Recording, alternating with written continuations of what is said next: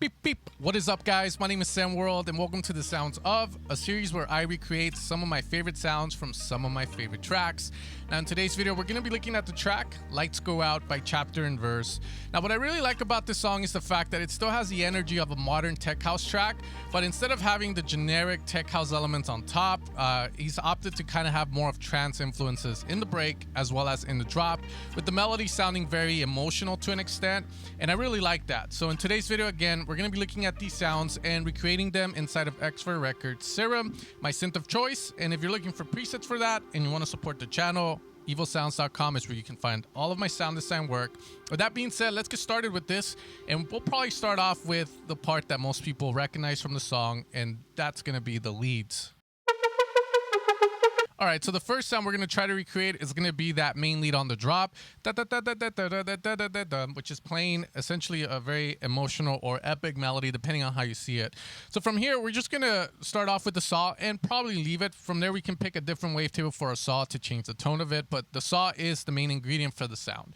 From there, we are going to put a low-pass filter in order to shape the sound, because when you hear the sound, there is a bit of movement and a bit of character that the filter is going to give the sound. From there, this trick to this sound, and the key is going to be in the attack and decay settings while the sustain is put all the way down. So that way, when we have it like this and we route it to the filter, we can play something like... we have like the shape of the sound in essence. From here, we are going to add a bit of detunement, and from there, you can experiment with different kind of values. So I'll go with a 5 for now, and I usually go with odd numbers just because we have one saw or one voice from our saw that is going to stay down the center, while the other 4, as you can see, are going to get panned left and right, and we're also going to get the fine tune of each one kind of just getting changed so that we create the detuned sound. But from there, once we do that, it's going to sound like this. Okay, so from here now, let's shape the sound a little better, and we're going to open this cutoff up a little more. So now it's time to play with this.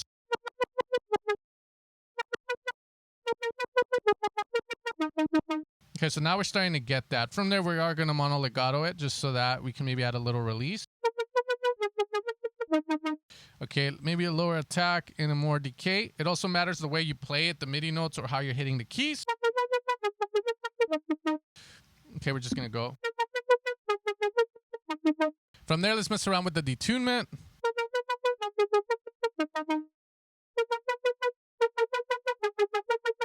From there, let's add another layer that's going to be up an octave, which is not going to be the main layer, but it's going to be there to add a little bit more color to the sound.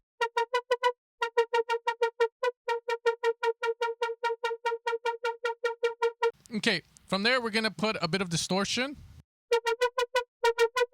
And let's mess around with that decay so it's a little sharper. I feel like the original has such a sharp kind of dynamic shape to it that you can hear it like really obviously. Like so, maybe a little less there. Okay, from there, let's just apply a bit of reverb. And let's apply, of course, some delay. Usually I just go ping pong. We're going to filter out part of it so the delayed sound is not exactly the same.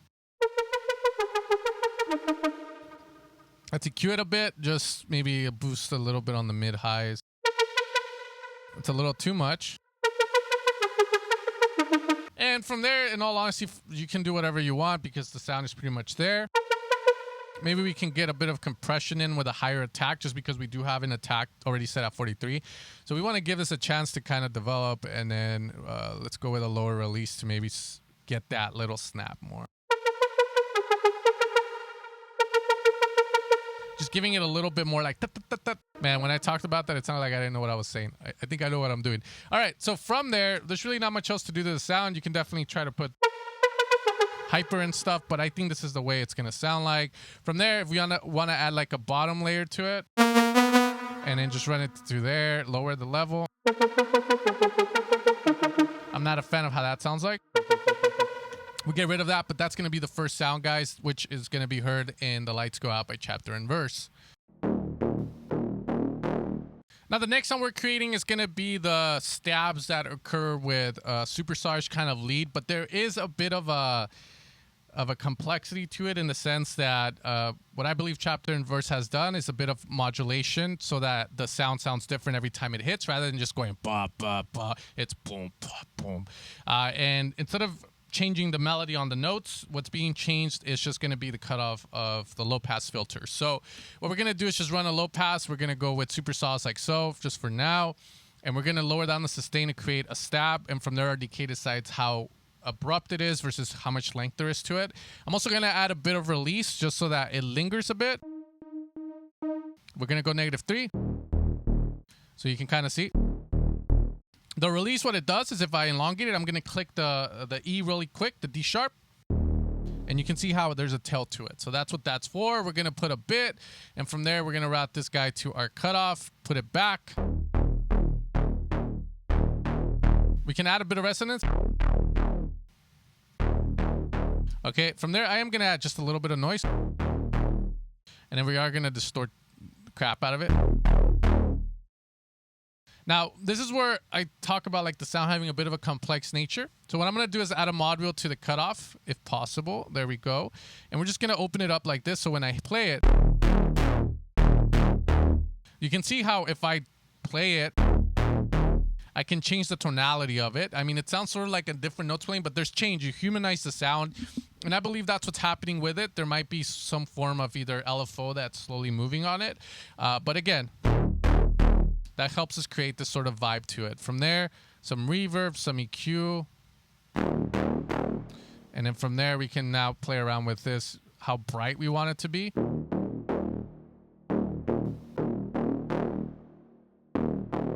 And I can use that mod wheel to humanize the sound.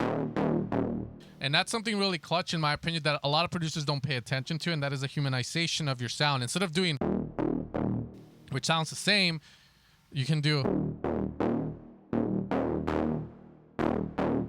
And I think that just sounds really cool. It's like a change to the sound, which adds a lot to it. Okay, even though it's a basic sound, not a lot of people do that.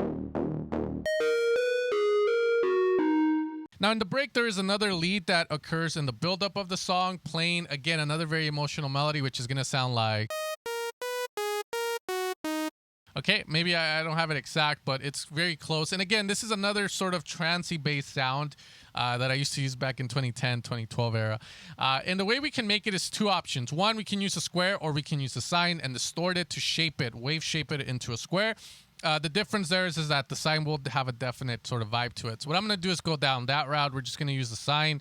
We're going to put a bit of mono legato to it. We're going to put a bit of release. So that way it has this sort of flowy, mystical vibe to it. And then from there, we're going to go heavy on this. And now we're going to reverb the out of it. Of course, you cue out some of the lows, maybe the fundamental. Put a bit of, let's put some delay.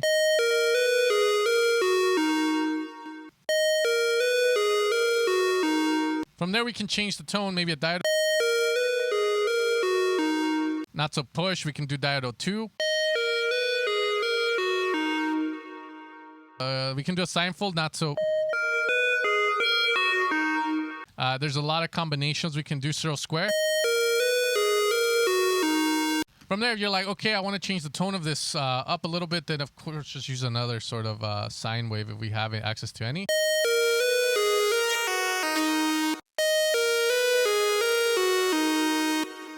Very nice sound. Notice how the release here doesn't really do much, and that's because the zero square distortion is really going to mess this up. So we lose a little bit of the dynamics of the sound, but we can go with a sim. And now the release, our dynamics are back, okay? But this sound is cool. We can also do it with just a square. And maybe not that square, but just a very... Other cool ways to make this a little bit more humanized is you can put a bit of a fine. And I don't think this is humanization in any way, but it just adds. Oh yeah, last thing now with that sound, I forgot to totally say it, so I had to re-record this, but just make sure to filter it. So that way it doesn't sound too bright, okay?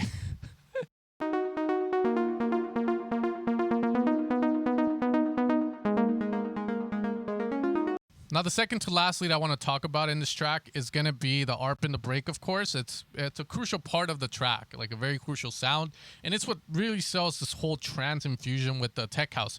I always like to tell my students, you can make tech house and infuse it with anything as long as you do proper transitions into the break, and you can utilize those same sounds or variations of those sounds on the drop. So the way the sound is, it's another saw. And what we're going to do is just go with, again, an envelope and do it like so.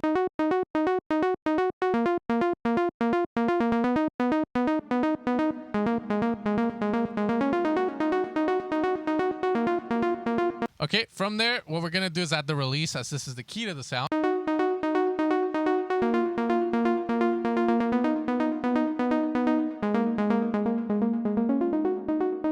And then a bit of detunement. Now, the reason we go with the detunement, and we'll probably go with a 2, is because when you hear the track in the break, the sound itself has a very wide response to it. So that always instantly tells me that, okay, there's a bit of unison being applied.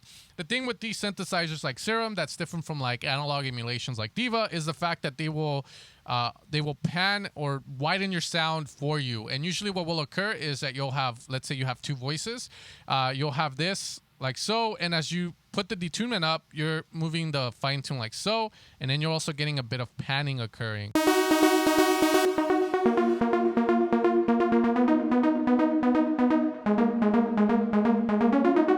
The problem with this now is again, if I have this centered and then we hit the same phase with both of these sounds, it collapses into mono. So you just got to be kind of careful with that. But again, I think for this sound, it's really good just to do.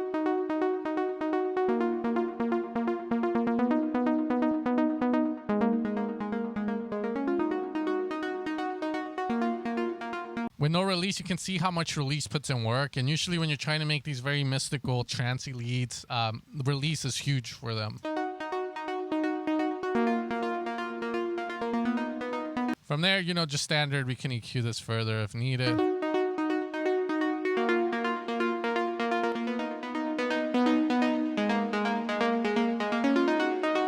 Put distortion lowering the mix just because I don't want it to be too abrupt. Don't want to kill the beautifulness of it.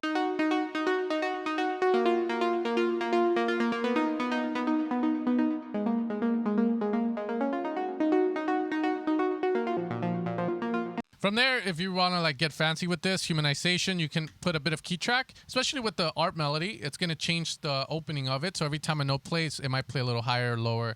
It just depends on the note being hit.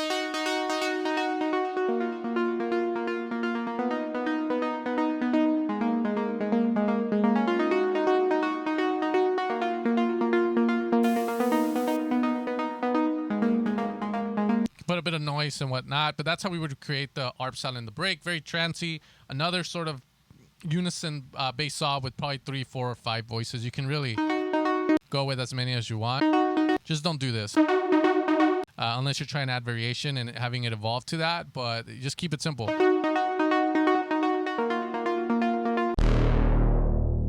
Now for the last lead in the track, which is going to be the brass tap of death, I'm very iffy on this one. I feel like it's a brass tap, but then I also feel like there might be a saw layered with it, like a super low one. But we can try our best with it. Usually for these kind of sounds, what we'll do is just grab a saw, detune very heavily, go like so. From there, this one's going to be -3, and then this one's up an octave to get more range on it. Open it up. We're going to decay.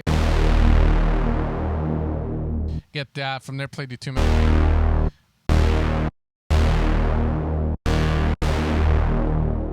That gives us more of that. Let's be careful with distortion.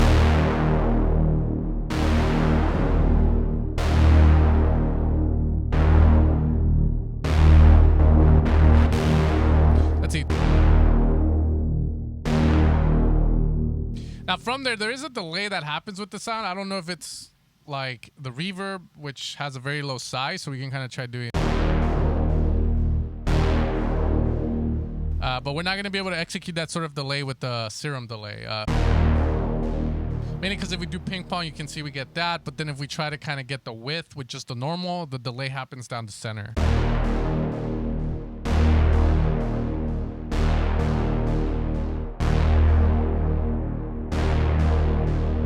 Let's see, maybe if we go...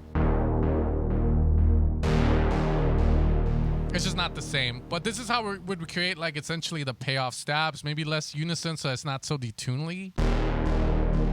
But then now you can definitely tell it's more of a saw. So I definitely feel like there's a bit to that brass more than what we're doing here. It might be a brass stab layered, but again, this is probably the closest we're gonna get to creating a payout synth like that. The last guess I might have is there might be like one voice, and then fine tune. Maybe less here.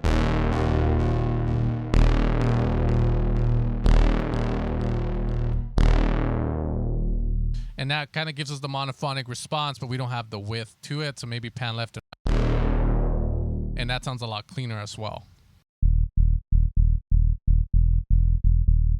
Now, when it comes to the bass line, I feel like the bass line is actually pretty simple. But again, I think it's more about getting the right kick and bass, which makes it difficult for some people. But with tech house bass lines, for me, it's always keeping it simple. When you usually get a little more complex, trying to make them sound unique, you lose a lot of the low end power. So with this, what we can do is just go with a standard saw for now, down 3 octaves. We're going to put a filter. Add a bit of drive.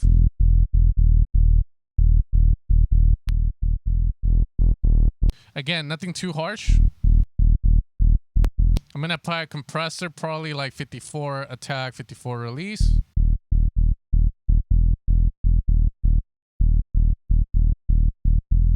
That's about much work we would do, but another kind of variation we could do, and again, just changing it up, you could have a square and then a saw on top if you want to go lower. For these spaces, you do want to put the RN phase at 0% just so that it's constantly giving you the same response.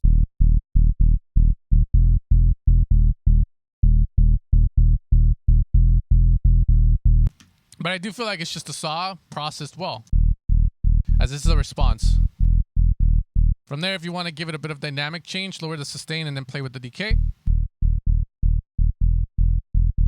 The thing you got to be careful with the decay is if you put too little of it, your track, you're going to be like, why does it sound so thin? And a lot of times this is one of the reasons. So if you're going to go like this, then the track has to be playing fast. But if you're not going to be playing fast, you can add a bit of release. I want to put sustain just so that we control how far the decay goes down.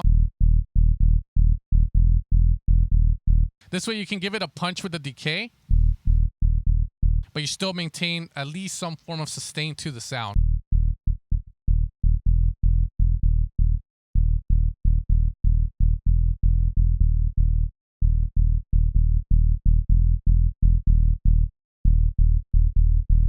From there, just get rid of highs that you might find aren't needed, upper harmonics on it, and you're set to go with that. And I guess finally, the last thing to talk about in the track is going to be some of the effects, mainly on the drop. And one of those is going to be the laser shots which occur.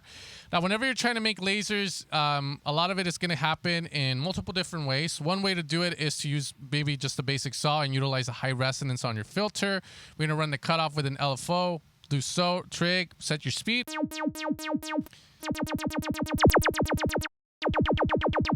Now, from there, if it sounds too tonal, like there's a key to it, then what we can do is route this guy to our course. Alt-Shift-Click to make it unipolar. That means one direction. You can also change it inside of the matrix. And that's another way to kind of get this. But we can also lower and get this laser. From there, you control the tone with the wavetable you put. And also how.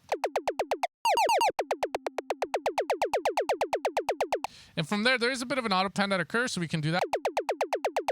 Now, the other thing is we can also use a noise to do this effect. Just do it like so. And then just, this one definitely needs resonant. Maybe high.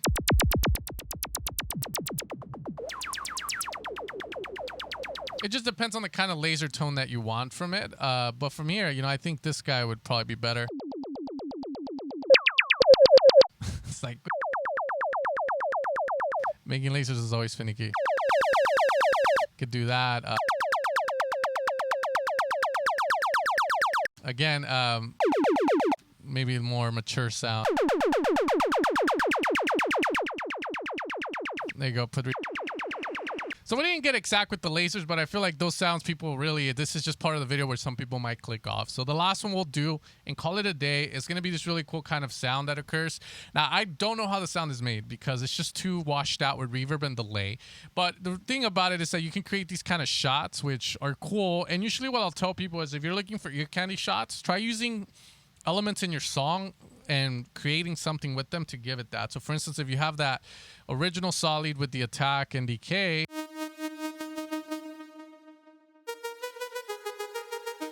right, doing something like that, we can maybe use it and then maybe get like some form of like effect or like change that occurs. Let's go. Maybe lower, right? And then wash it and just kind of get like a kind of effect like so. Maybe more feedback. 8. I think 1/4 is a lot more tasteful. Make it longer. And then maybe put something like so. You can even just do this. Supersaw it. Let's go. And there we go. It's another different variation to the sound. Higher up. Just to create a shot. But other than that, guys, those are going to be probably the main sounds that I feel a lot of people would like to know from this track if you're looking for how to make some of the sounds in it. Very trance oriented, and I really like it. And hopefully you enjoyed the video. With that being said, if you want to support the channel, you know where to go, evilsounds.com. And I'll catch you guys for another video next time. You guys take care and peace out.